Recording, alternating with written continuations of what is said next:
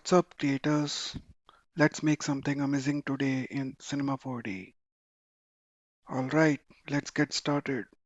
First, create a plane. This will be our ground. Size it to 1000 by 1000 centimeters.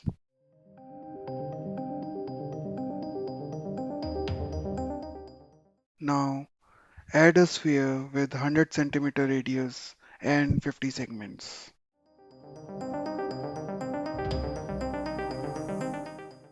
Let's switch to wireframe view for clearer look. Move the sphere up 100 centimeters so its base touches the plane. Remember, in Cinema 4D, the y-axis is up. The mesh topology, how the sphere is constructed, affects its smoothness when we bend or stretch it.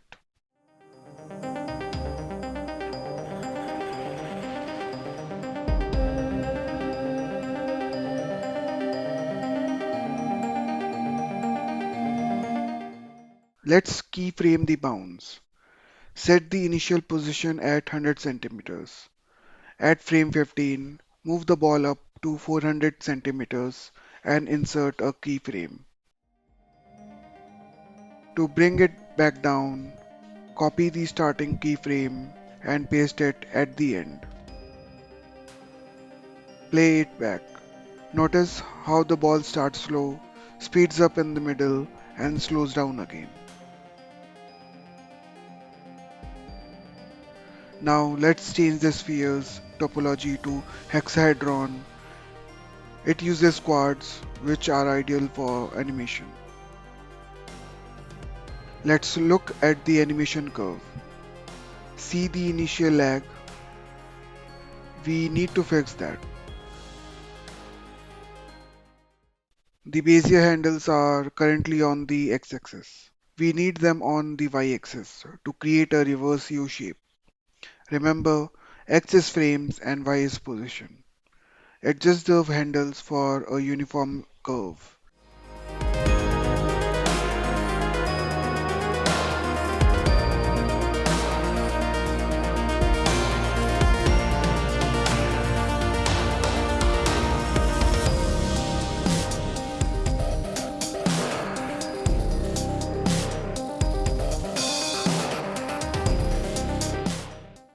To loop the animation, go to the track properties and set the after position to repeat. You can set a specific number of repetitions or 0 for unlimited. Extend the timeline to 300 frames.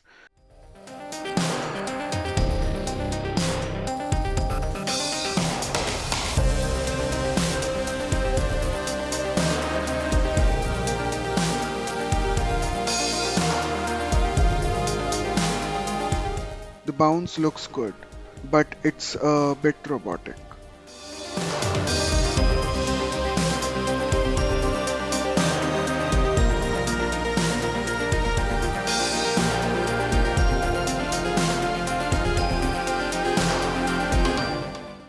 We want a rubber ball feel.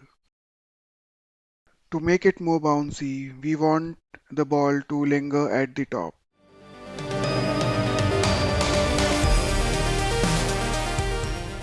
Extend the keyframe handles at the peak by about 7 frames on each side.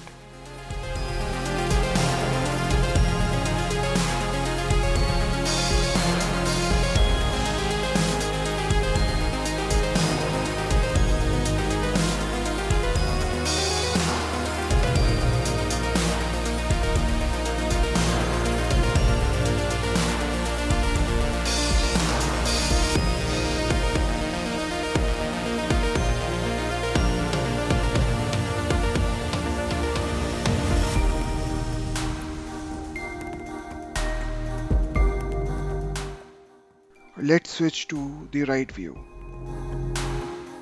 We will speed up the bounce by reducing the total frames from 30 to 20.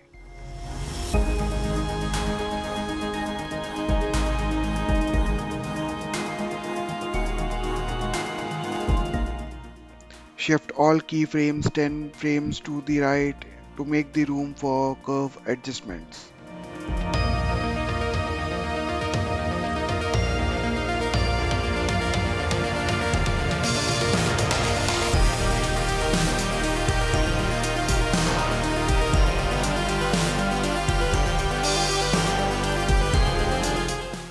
Since we have shortened the bounds, adjust the middle keyframe handle as well.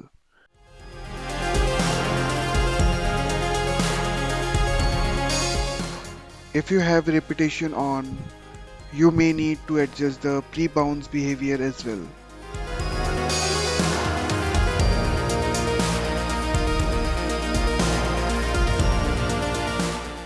But for this example, we will turn it off.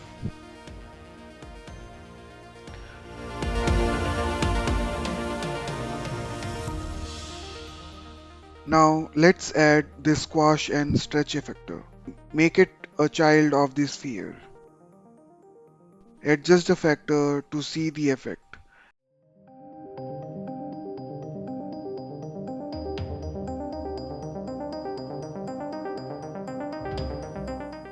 As the sphere is 200 cm high, set the top value to 200.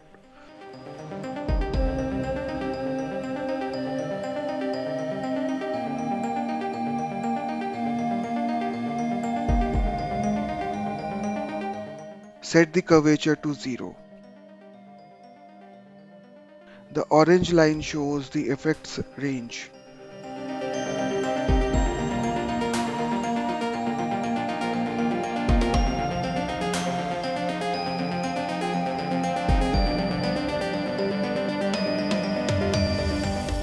Let's keyframe the factor.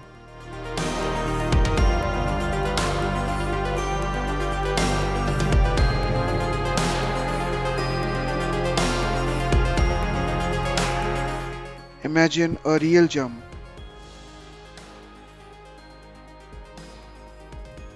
You bend, push, linger at the peak, and then bend again on impact.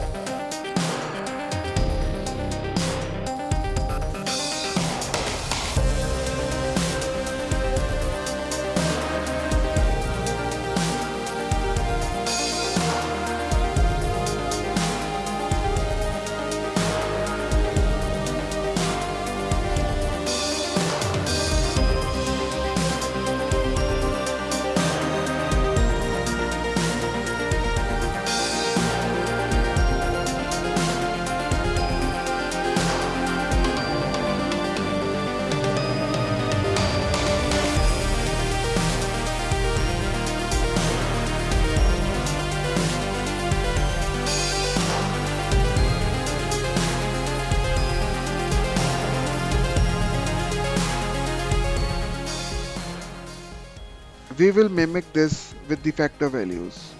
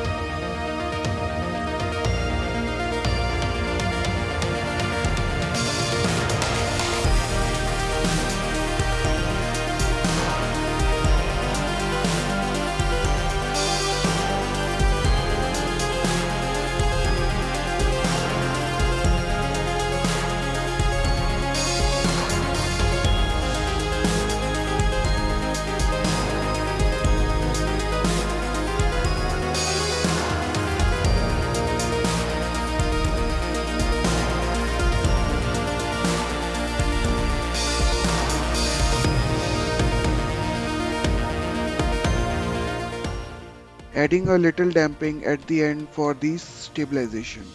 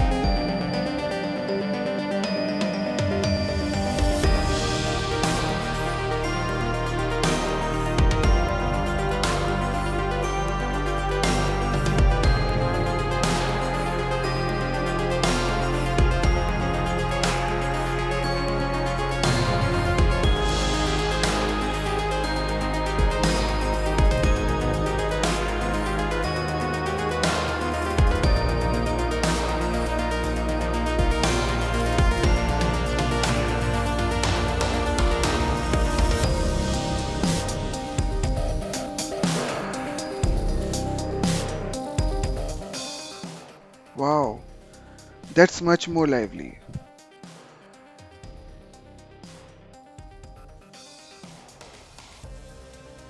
We can still refine it. The curves can be adjusted for smoother, more dynamic transitions, especially at the start of each phase. Instead of slow start, we can make it more dramatic.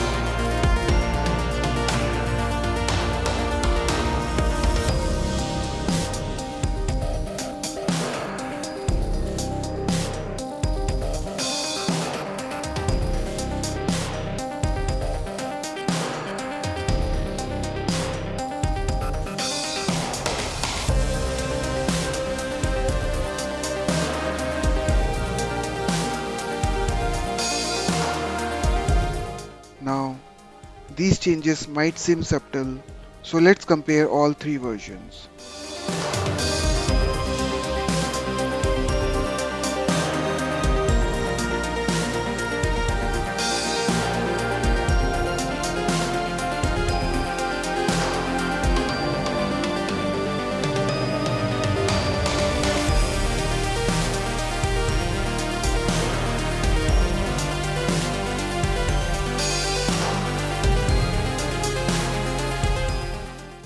Remember, small adjustments can make a big difference.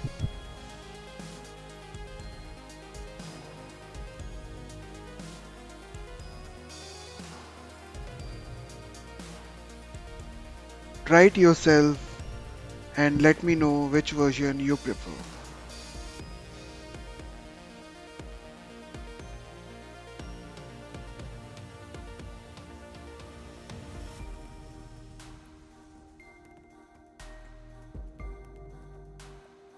See you in the next one.